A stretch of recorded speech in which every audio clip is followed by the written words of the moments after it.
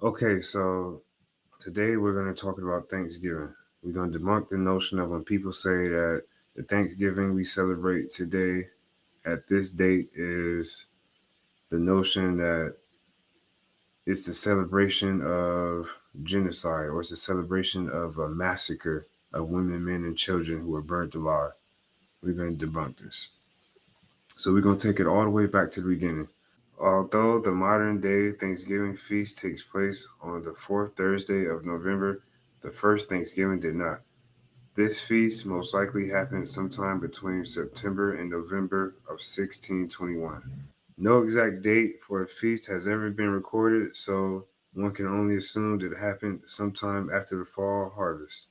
So basically, to make it short, you had the fall harvest being celebrated between the Pilgrims and their Wampanoag allies. This whole ally was basically because they were basically allies. Wampanoags wanted the military power of the Pilgrims to fight off their enemies, and I'm not really gonna get into Squanto and if he was a righteous person or not, maybe in another video.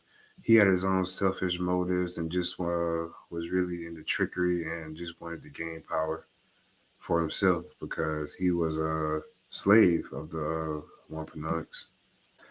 On October 3rd, 1789, George Washington issued his Thanksgiving Proclamation, designated for the people of the United States a day of public thanksgiving to be held on Thursday, the 26th day of November, 1789, marking the first national celebration of a holiday that has become commonplace in today's household.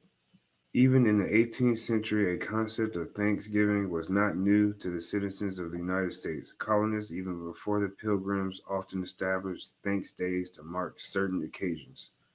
These one time events could occur any time of the year and were usually more solemn than the Thanksgiving we observe today, emphasizing prayer and spiritual reflection. During the Revolutionary War, he would order special Thanksgiving services for his troops after successful battles, as well as publicly endorse efforts by the Continental Congress to proclaim days of thanks, usually in recognition of military victories and alliances. So now here you have Sarah Josepha Hill.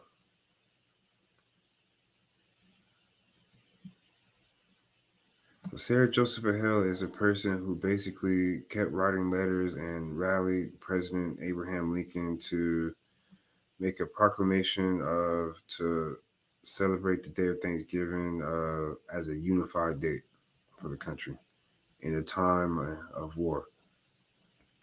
The New Hampshire-born Hill had grown up regularly celebrating an annual Thanksgiving holiday, and in 1827 published a novel, Northwood, a tale of New England that included an entire chapter about the fall tradition already popular in parts of the nation. Hale often wrote editorials and articles about the holiday, and she lobbied state and federal officials to pass legislation creating a fixed national day of thanks on the last Thursday of November. She believed that such a unifying measure could help ease growing tensions and divisions between the northern and southern parts of the country. Her efforts paid off. By 1854, more than 30 states and U.S. territories had a Thanksgiving celebration on the books, but Hale's vision of a national holiday remained unfulfilled. Abraham Lincoln's Thanksgiving Proclamation. In July 1863, the Battle of Gettysburg resulted in more than 50,000 American casualties. Despite these losses, the United States gained a great victory during these 3 days. On October the 3rd, 1863, with his victory in mind, as well as its cost, President Lincoln issued a proclamation. I do therefore invite my fellow citizens in every part of the United States to set apart and observe the last Thursday of November next as a day of Thanksgiving. So you hear President Lincoln giving a proclamation for everyone to observe the day of Thanksgiving to be the last Thursday of November again, and this is coming after his Battle of Gettysburg. His proclamation was viewed as the beginning of a national holiday of Thanksgiving Day. It was one of 9 similar proclamations that Mr. Lincoln issued during the Civil War. Mr. Lincoln issued the proclamation, but he did not author it. Secretary of State William Seward penned the October 1863 proclamation.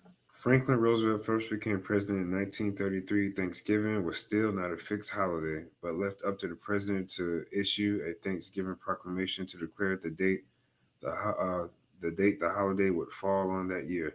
Up to that point, a precedent had been set that the holiday would be celebrated on the last Thursday of the month, but this tradition became difficult to continue during the Great Depression. In 1939, the country was still recovering from the Great Depression when Thanksgiving threatened to fall on the last day of November once again. This time, however, President Roosevelt did move the date up a week to November 23rd, but the change proved to be controversial. He was called a traditional defier. In the press and some states decided to celebrate Thanksgiving on November 30th anyway. For 2 more years, the president observed Thanksgiving on the last Thursday of November, but the level of public outrage led Congress to pass a law on December 26, 1841, making the fourth holiday in November a legal holiday, ensuring that all holidays would celebrate a unified Thanksgiving. So, up until this point, the Day of Thanks has always been a thing, even before the colonists came to the New World.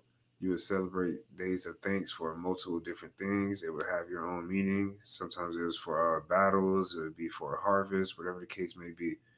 And you have different presidents throughout the years making proclamations and trying to unify the country who was divided in times of war as a day of thanks to bring everybody together and also to celebrate battles. Now, here, what we're going to get into most importantly is when a lot of people say, especially leftists, to say that, well, I don't celebrate Thanksgiving, or it shouldn't be celebrated because it's the day of the celebration when Indians were massacred, women, men, and children, and the elderly were burned alive in the tent by white men. That is a lie. Well, that's half truth.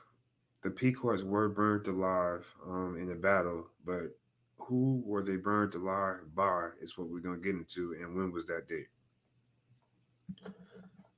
The Connecticut towns raised a Puritan militant. So this is the Battle of Mystic River, in which a lot of people are mentioning when they say that when the Pequots were massacred and burnt alive in the tent. This is the Battle of Mystic River, if you want to look it up. The Connecticut towns raised a Puritan militia commanded by Captain John Mason, consisting of 90 men, plus 70 Mohegans.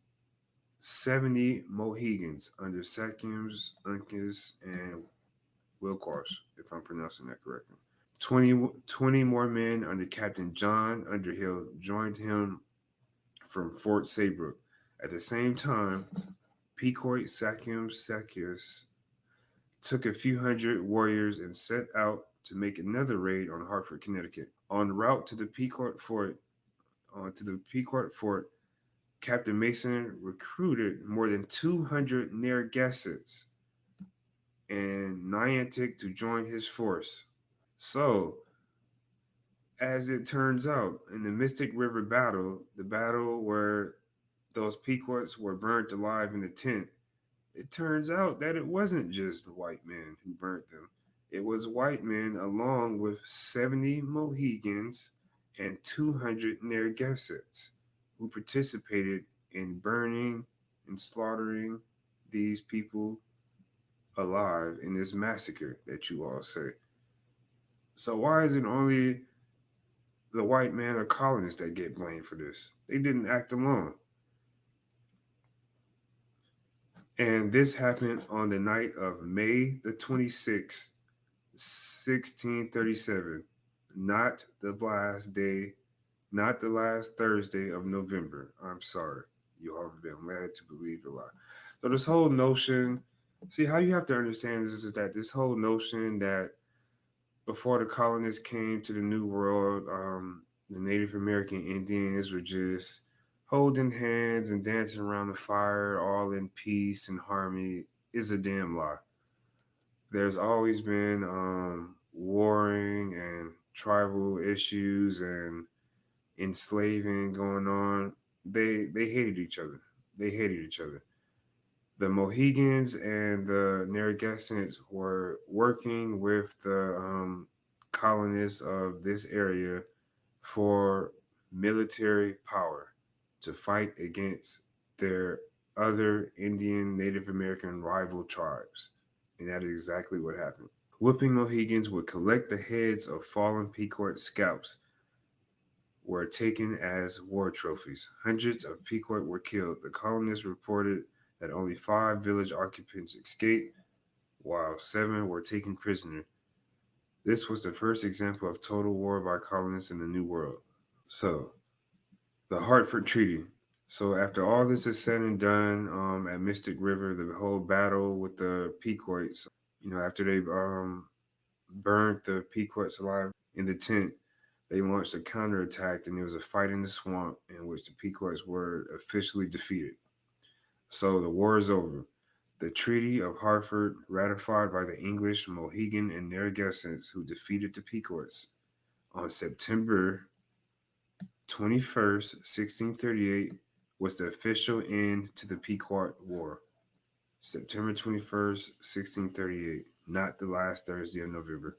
So anybody who tells you that we shouldn't celebrate Thanksgiving because it's the day celebrated of a massacre of when the white man massacred Indians is a damn lie and is misinformed and doesn't know what they're talking about.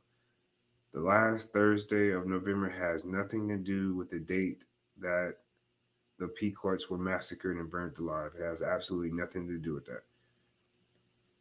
Day of Thanksgiving is the day of thanks for something that you're thankful. Excuse me, something that you're thankful for. So everybody enjoy their Thanksgiving. Have a good day. Native American, are you not? What is your tribe? Chippewa. Chippewa. I've always been fascinated by the subject. Hitler was obsessed with it. He admired the way the American government dealt with their native problem. Seems kind of sick. Getting off with the genocide of innocent people. Innocent? Is it not true that many of the tribes turned on their own in order to help the white man? It's more complicated than that. I don't think so at all. Take your case. Here you are, assisting me, selling out your own species. I didn't have a choice. Of course you had a choice. You could have chosen the warrior's death, an honorable death. You chose self-preservation. You took the coward's way out, like so many of your ancestors.